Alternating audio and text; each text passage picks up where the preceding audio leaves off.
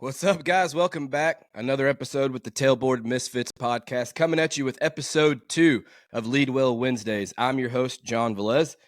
Today, we're back with Brad Conrado, bringing you another topic about leadership, just trying to get better, give you some actionable steps to improve your leadership capabilities.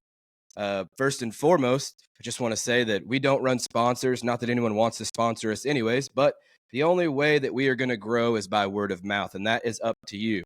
So if you find value in this show, if you don't mind, please just subscribe to the YouTube, follow us on Instagram and Facebook, and just share the episode. However you listen to it, whether you watch it on YouTube or you listen to it on Spotify or Apple, just share it. There is an option to leave comments. So if you guys want to hear more about leadership and hear us cover different leadership topics and you have a suggestion, just drop it in the comments section. I'll read it. I don't have anything better to do, and we'll cover it. We do love leadership, both Brad and I, and find that the fire service is starving for it. So we're going to get into it today. But first, Brad, man, how you doing? A little sleepy, dude. Up all night. No, it wasn't that bad. So today we're going to talk about something that I've done a lot of research about, mostly because it's the position that I'm in, and I've done a lot of reading. I've read several books about it, listened to several podcasts about it, and we're talking about leading up the chain of command. A lot of times you hear it referenced as leading from the back seat when you're talking about the fire service, but it's not necessarily just for tailboard firemen or just firefighters. Leading up the chain of command comes from every position in the fire service, all the way from probationary fireman all the way up to the chief, because the chief answers to the city manager most of the time. And so this isn't just specifically for your tailboard firemen. This can be used and be practical for your drivers. It could be for your captains, your battalion chiefs, everything we just said. So we're going to try to keep it at surface level when it comes to just at the crew level, at the station level, because for the most part, that's who listens to this, is just firemen that are on the line, working shifts and everything like that. So when we're talking about leading up the chain of command, one of the first things that we have to establish is that if you don't do it correctly, if you don't do it right, it could actually backfire on you. If your motives aren't in line, if you're doing it out of not from a position of wanting to make people better and gain influence with your leaders, and you're doing it for self-gain, for selfishness, it can go, horribly wrong. And one of the podcasts that I listen to pretty regularly, I know Brad's the one that put me on it, is Craig Groeschel's Leadership Podcast. And he covers this pretty well, but once again, we're not trying to reinvent the wheel. We're just trying to put it in terms of the fire service to make it more applicable to what we do. And he talks about how honor is given, but respect is earned. And I know Brad's kind of explained that to me pretty well before. So I'm going to get Brad to explain what it means to give honor, but still allow that respect to be earned, specifically in the firehouse. So, I think like when we hire folks, especially in the fire service, I think it's gotten kind of twisted in a way. When we hire new guys on the job, people will have a tendency to kind of run them through the ringer. And I know hazing, that was a thing and whatever. Like, we're a bunch of dudes at the firehouse. Like, we can joke around with each other. Obviously, there's a balance there, and I think it's been taken a little too far in areas. And I think it's just because we've kind of lost sight to what was the intent behind the hazing, what was the intent behind kind of busting each other's chops. And I think it all started in a place of love and care to try and grow people.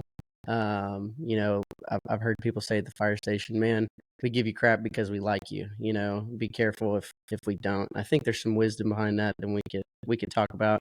But when we're hiring new folks and they come on the job, sometimes we have a tendency to kind of alienate them and make them feel less than. And I think it starts with valuing people. Like, obviously, we talked about leadership's influence. And if you want to gain influence, people have to know that they're valued. And I think if you can bring them on the job and make them feel included, and a lot of that when they get into the job is going to be through words and not just action, because they need to hear that they're valued. And I'm not saying you got to like coddle them and like tell them they look pretty and all that. And, like it's not like that. But I think they need to understand that um, when they come onto the job, they've been through the interview process, they've jumped through the ringer, they've taken the test, they've met all the requirements that the department has set before them to come into the job. And I think that's how I think our vetting process of getting people onto the job should be a little more intentional. Um, when people get here, I've heard people say, like, man, you got to earn our trust, you got to earn that. And I think, like, when they come onto the job, like, they start as trusted, right? And then they have the opportunity to either keep that trust or lose that trust. And so I think, yeah, so back to your initial question, I think when people come on the job, they need to feel valued. And I think we have a tendency of finding people that we don't like or don't, mesh well with, new guys. And so we have a tendency to alienate them. And I'm just going to be honest, man, if somebody alienates me and I don't feel valued by them, I don't really care about a lot what they have to say. Like if I don't think that you care about me, I'm not going to listen to you. Again, I know I've said it already, but it goes back to the Hoover quote. Nobody cares how much you know until they know how much you care. So I think if you can start from a place of showing people that they're valued, you appreciate that they're there, and you start to treat them with honor, even when they don't necessarily deserve it. I think that's where you start to see the tide kind of shift. So, Yeah, and I was saying when you're sitting there talking about that, one of the things that come into my head were, I kind of hear all the time about people having issues with their company officer, and they're like, man, I just don't respect that guy, or I don't, this, that, and another. Like, put it into terms of when you do have a difficult leader above you, and it is hard to follow them, and you're having trouble with the whole, respect thing and the honor deal because the person above you is being difficult or, let's just say, not what you expected. yeah, so I think it comes for me like back to the biblical model, and I know like you don't have to be a Christ follower to look at Jesus and know that he was a good leader, but he was, in my opinion, and he told the guys that followed him, like, they're talking about like Rome and kind of being persecuted or just being under Roman authority, and he basically told them, like, quit worrying about the people above you, quit worrying about the people in charge. Like, at the end of the day, like, God's in control. And he told them, render unto Caesar what is Caesar's, and give the things to God that are the things of God. And basically, it's like I don't I don't get to choose who my boss is. What I get to choose is my attitude, how I treat that boss, and I think, like, and we can talk about it, but I think in order to be a good leader, which is obviously people listen to this podcast, people that what they hopefully aspire to be, which is a good leader. I think to learn to lead well, you got to learn to follow well. And I think when you're never going to have the perfect boss, there's always going to be challenges. There's always going to be issues. Obviously, some of those are greater, like you're saying. Maybe it's a guy that you just don't respect at all. You find it hard to work for him. But I think, like, when you find yourself in those situations, and it's a lot easier said than done, but once you start to treat people that are uh, lack what you would say honor or credibility or the right to be loved, really, once you start treating those people with honor and respect and care, what you'll start to learn is you start to see a shift in the way that they treat you, and they start to become honorable, they start to become respectful. So I think if you can lead from the position that you're in, when you have that difficult boss, and just start taking care of them and showing them value. And I've always heard some guys say, like, man, my job is just to make my leader look really good. And I think that's really easy to do when you got a boss that you like, and it's a lot harder to do obviously when you have a boss that you don't. But I don't think it changes when you got a boss that's you don't really want to respect. If you don't show them respect, like, it's never going to work, man. So I think it comes from a place of service, right? And that's hard to do. So I think if you just put the work in and start to treat them with respect, start to treat them with honor, treat them the way that you think that they should be, I think you'll start to see them start to embody that. So Yeah, no, that's a good point. And once again, I'm going to say this a million times throughout, specifically on this podcast, but I do read and listen to a lot of John Maxwell, and he talks about the same thing you talked about when when new guys come into the job, we're like, man, you got to earn our trust. And he has a principle that I learned that just makes it 10 times better. And you covered it already, but I'm just going to put it in different terms. Is he says every single new person he meets, he puts a 10 on their forehead. Already, they're starting at a 10 out of 10. Now it's up to that person whether they stay at a level 10 or they're going to drop down, right? So through their actions and what they're showing you is whether or not they're going to stay at that 10. The other part to that is like, I agree 100% because you see it all the time, right? Like, man, I think at the end of the day, I know this is a firefighter podcast, but I know a lot of us run medical calls, whether you're on an ambulance or not, we're all running medical calls. And one of the ways that I've seen this over and over again from riding with FTOs on the ambulance is, we'll get an FTO or whatever from someone that, and they just haven't been performing well with their other FTOs, right?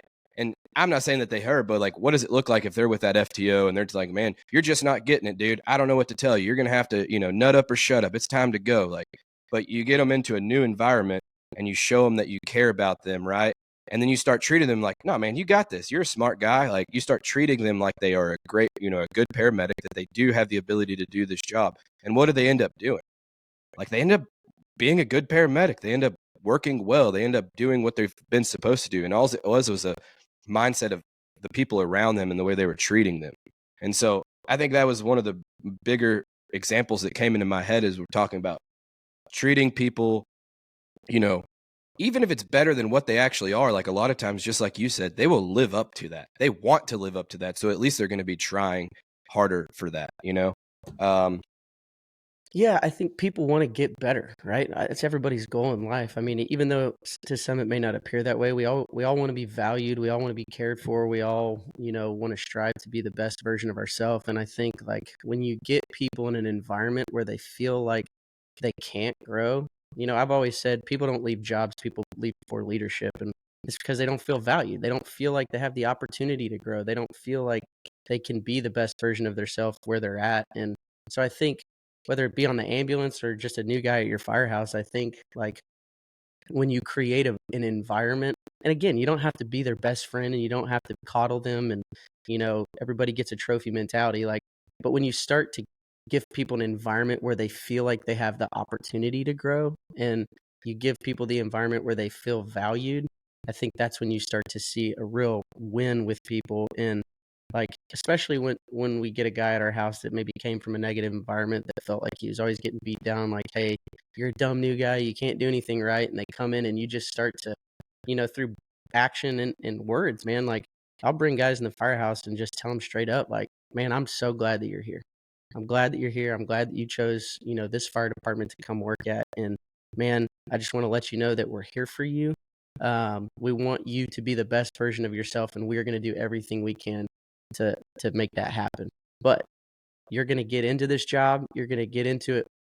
You're going to get as much out of it as you put into it. And all we can do is help you get there. So if you want to come to work and just be lazy and not do anything, man, you're not going to grow a whole lot, and we don't have a lot to give you. But if you're going to be there and show up and ask questions, it's like, dude, we're going to give you everything that we have. And I think when you tell people that, they start to feel valued. They start to understand, like, okay, this guy's in my corner, But when you come in on your first day and all they tell you is, hey, you're a stupid new guy and you need to go take out the trash and do the laundry, and like I think you start to alienate people, and they just shut down, and then they start to fall into bad habits and show bad character. And so I think a whole rabbit hole of what goes down in that situation.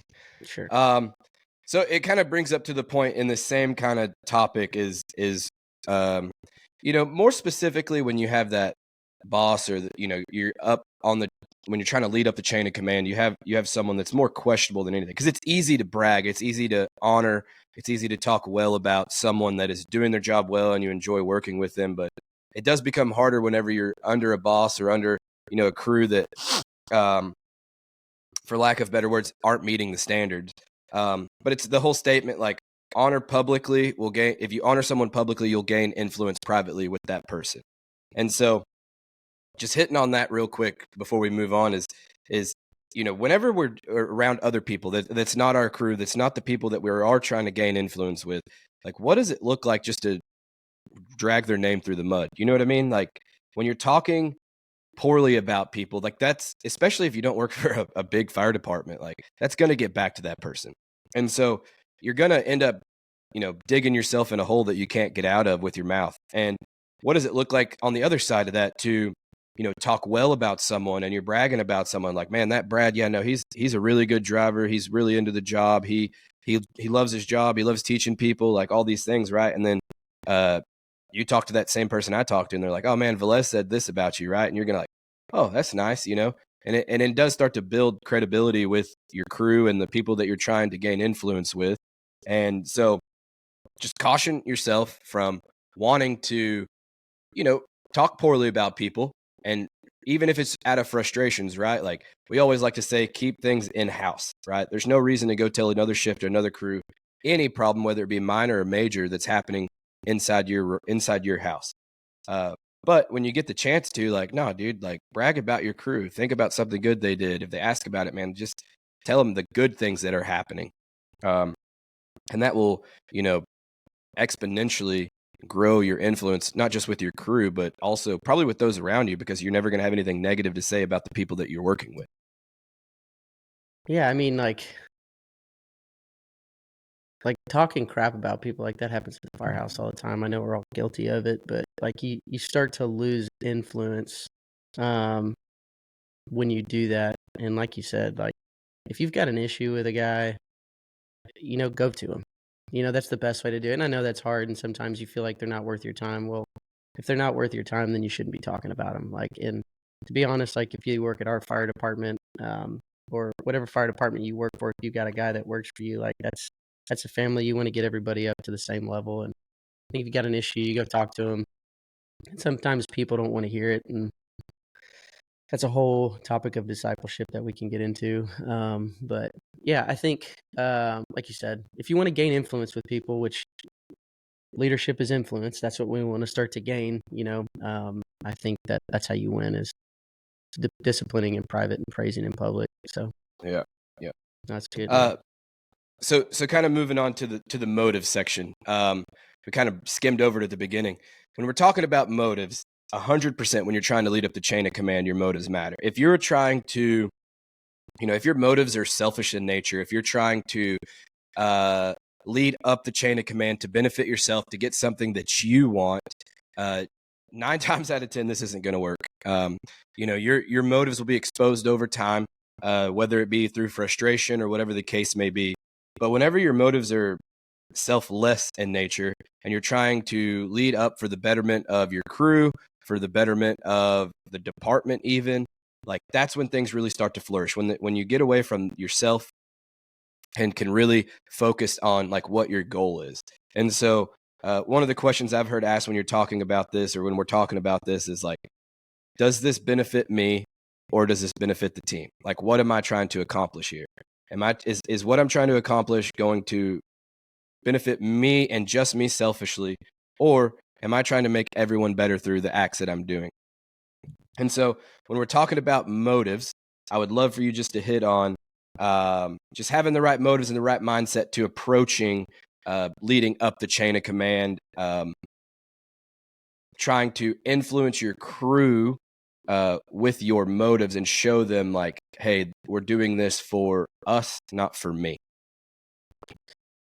Yeah, so I think building motives and creating goals, obviously they're going to be kind of intuitive, but also you can have some, like, goals that you want to do at the company level, like whether we want to train more, or, we want to spend more time as a company off duty, or whatever it is. Like, I think when you start with those motives, and you know that your mission is pure, and you know that it's not self-serving, I think that it's much easier to kind of push those across. And obviously, like, the biggest win when you're trying to make change at any level, whether it's you're you're trying to change the hose load at your department, or you're trying to, influence training, or change somebody's mindset on something, like, leading with a why. And that's a whole topic of discussion too that we could get into. But, like, when you lead with the why, it gives you the opportunity to have the conversation with maybe whoever's in opposition, whether it's your company officer or the guys at your fire station, to be able to have the company officer and kind of explain those motives and why you're doing things. And I think when you're explaining those and they get a sense of like you're doing this to better the men, you're doing this for the mission. Like I think it's a lot easier for people to get bought in, instead of you just coming up with an idea, because the Bible says a prophet is not without honor unless he's in his hometown. What does that mean? That means the people that know you best, are usually the first people to kind of oppose when you have an idea or something going on. So it makes it challenging. So I think when you lead with the why you're doing things, right? It's to be of service, it's to help grow, whatever. And they get a sense that it's not just selfishly motivated. Yeah, I think people get bought in much easier. So. Yeah, no, and solid examples. When when we're so one of the best things that I've learned so far, and I think it's because the statement that actions speak louder than words, right? We could sit here and talk about this all day long and give, good examples and everything, but like when it comes down to it, like you have to put in the work. And a lot of the times the best people on your crew, they don't ever have to be told what to do. Not just in the firehouse, but also on the fire ground, on calls. They just have paid attention to what's expected of them. And when they didn't know what was expected of them, they asked good questions to figure it out, right? And now they have initiative to get things done. Whether it be, even if it's easy to put it in terms of new guy, but whether or not you're the new guy or not, you know what needs to be done on the daily around the firehouse. And you're the one that shows initiative to get those things done. You get up from breakfast after family time and you start cleaning, right? After cleaning, we got to go do this. So you get things ready for that. You show initiative. On a medical call that if they're complaining of whatever, your paramedic's gonna need a 12 lead. So you start getting that stuff ready. You show that initiative to get things done without ever having to be told. So if you want to be able to lead up the chain of command, you have to be able to show initiative, show that you know how to take care of problems without ever having to be told to do so. And part of that is the quote. I love it. And like I said, Craig Rochelle says, if you're willing to do what others won't, you'll gain the influence others don't have. And so an easy example that I've used before when explaining about this, I've only met one person in my fire service career that actually enjoyed scrubbing the toilets. I'm not going to say his name, not that he'll probably watch this, but he's a little weird. He liked to put in his headphones and he loved to smell the toilet cleaner, dude. It was the weirdest thing ever. Only one person. Very weird. But no one else wants to scrub toilets, bro. But like take the initiative to go do that. And I know that's an easy example, but there's other things, right? The station supplies orders or taking care of something that your officer's supposed to be taking or it is expected to take care of, but it's something that you could take care of and offer to do that. Even though we might not want to do that because it's administrative level or something like that, but just being able to take the initiative and say, hey, Cap, I got this for the day. I've already done this. Just tell me, all it needs is your stamp of approval, and there you go. So when we're talking about initiative, you've been doing this a lot longer than me. What are some ways that you've showed initiative to just kind of serve up that chain of command on the spot? Yeah. Examples off the top of my head. That's hard. I would say like just broadly, like you said, I'll echo that a little bit. Just being of service, finding low-hanging fruit, finding something that somebody doesn't want to do. You talk about cleaning the toilets. Yeah, like I get it. Nobody wants to clean the toilets, but I think like as a new guy, when you find the dirty job, we can talk about that. Like as a brand new guy, when I've heard that people say, and I tend to agree with this, if we can trust you in showing initiative in the dirty jobs that people want to do, and we can see that you can do those things, it gives you a lot more trust on the fire ground because it shows character. So just know people are always watching you and judging your character, not just your work ethic. I mean, work ethic is, part of character, but as far as me personally, like just find the places that you can serve. And man, whether it's cleaning the toilets or doing administrative jobs or whatever, and we don't always all get it right, but I feel like when you can find those moments to do those things, people take notice, and it starts to you start to gain influence because they see your character, they see that you're willing to do things and go out of your way and help others, and I think it starts with your heart and what your intentions are and your purposes. If I go into the firehouse for the day, and I'm just as guilty as anybody, but if I go in with a selfish mentality, like, hey, I'm going to coast today, I want to chill today, I don't want to do anything today, people see that and they take note of that. And if you judge a guy for having one bad day, like if you judge his whole career and his character based off of a one bad day, I think you're missing the mark. But everybody has rough days. But I think when they start to see a trend of like, hey, this guy comes in and he is always about service unto others. He is always about trying to take care of the people around him. People take note, and that's how you gain influence. So you can have a bad day, just don't make it a habit. Make a habit of being the go-to guy and the guy that gets work done. And yeah. All right, so kind of moving on and getting into some of the last things we're going to talk about, and a lot of this is talking about like honest conversation, right? There's a whole, we could probably do an entire podcast over this, so we don't have to get into super in-depth, but I wanted to leave this last because really you have to have this foundation set before you can approach anyone above you to have these hard, truthful conversations, right? If I don't know you on day one, I can't just come up to you and say, Brad, I think you've been slacking off at work today, or, today. I'm really disappointed in what you've been doing. But if me and you have a relationship and you know where my heart is coming from, I've shown you honor, I've given you respect, I've served you in one way or another, I could come up to you and it's like, hey, Brad, what's going on today? Because typically you're like this, but today you're being like this. Is everything okay? And just move on from there. And once again, Craig Rochelle, he said, no organization will be what it can be without honest upward conversation. And that's totally the truth, because I know you and I both have had those tough conversations with people above us. And while it's an art, it has, for me at least, I don't know if you have different experiences, it's always ended up better, because now that person above us understands like what we are feeling below, and that we see things happening, and that now we can reason with them. And maybe there's just something going on outside of work or whatever, and it's not just him being completely oblivious. But now we know each other, we know where our stance is, and we can move past that together. And so just hit on honest conversation real quick, because I'm sure you've had a few, especially given your position, more than me at least. Yeah, I think so. Nobody wants to have the difficult conversation. So I think the fact that you're even having it shows a level of character to the individual that you're speaking with. And it can be about anything, right? Attitude, habits, work ethic. I think so. When we talk about leadership, we talk about influence. Maxwell does a really great job talking about this. He says that influence and credibility is kind of like a bank account, is what he describes it as. It's like a checking account. So anything that I do, let's give you and I, for example.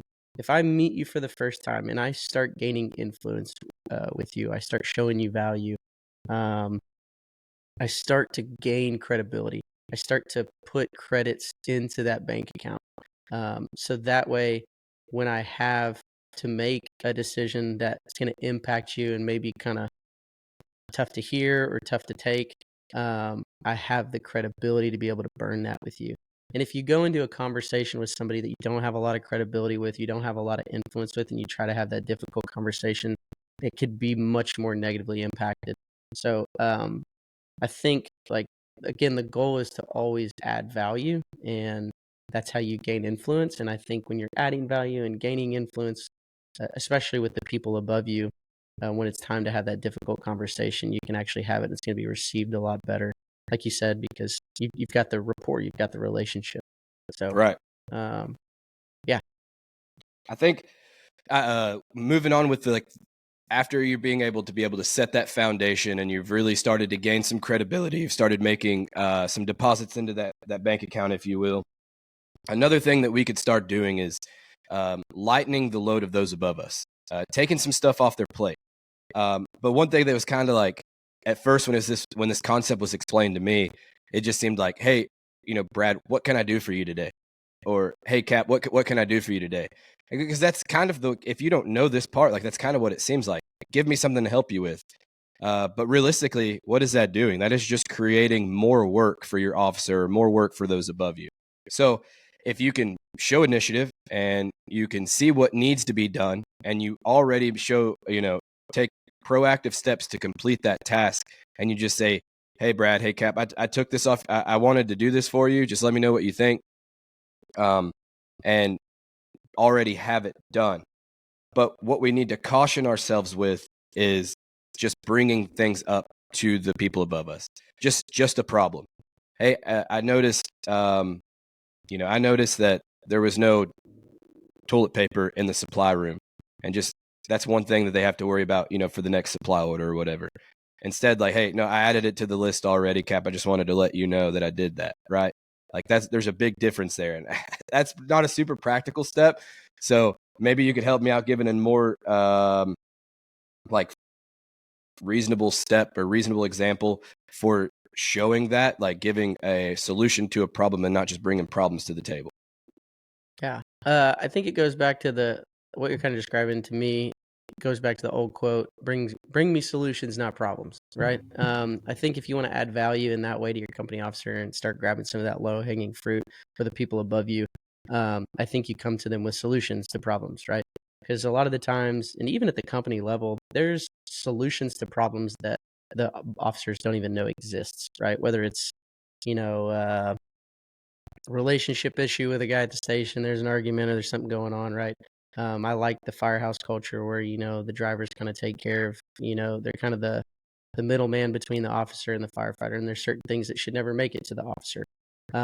And I think that's kind of in a little bit of the lane of what you're talking about. As far as specific examples, I think I don't have a lot of great ones off the top of my head, but I think what you're talking about is how can I add value to that officer? And that should be your goal every day, and not just for your company officer, right? You're not trying to be a suck up, but you're trying to figure out where can I add value to people. That's my job, right? When I come into the fire station, I'm there to be of service unto others. And how can I add value to you as a firefighter for the day? How can I add value to my company officer for the day? And even though we're talking about leading up, so how can I add value to that officer for the day? I mean, like you said, that's one way. I can, if I see an issue, fix the issue. Or if I want to kind of take some load off of his plate, like figure out something that he's doing for the day that I could do, right? If, I've heard it said, if somebody can do something 80% as good as you, and arguably sometimes 60% as good as you, delegate that, right? As a company officer. So if you got a guy as a company officer, if you got a guy coming to you and they're like, hey, Cap, LT, whatever, can I take care of the running list today? Would that be something okay to do? Yeah, sure. Hey, do you mind if I go run around all the state, firefighters, figure out what days they need for vacation and bring it to you, make it easier to punch in? Yeah, sure, that'd be great. Instead of, hey, what can I do to add value today? Sometimes the point blank question is helpful, but if you're trying to find ways to add value and not bring on more workload, I think just coming to them with solutions rather than problems that you want to help fix, Yeah. No, you definitely were picking up what I was putting down. So thank you for picking up on my sloppy question. Okay, so I think this is what you guys should expect from us from here on out. We kind of covered episode 1, which you haven't listened to that. We covered attitude, but it was a little bit longer in nature than what we're shooting for, just because we wanted to set a foundation for what we're trying to do here on Lead Well Wednesdays. So somewhere in the 30 to 45 minute range, just covering topics. And like I said, if you guys have a topic you want covered, if you want a better understanding of something that maybe we could give you, leave it in the comments, send us a DM. But the most important thing is if you found value in this episode, please just do us a favor and share it through whatever platform that you listen to or watch it on. Just make sure that you share it. I'm going to put myself on the spot here because it's something that I wanted and was thinking about in the middle of this. This is how airhead I am. I'm making an outro for the podcast from now on. So at this point, guys, we'll see you in a couple of weeks. We're going to cue the outro. Yeah, let's take a trip. Just sit back and light a split with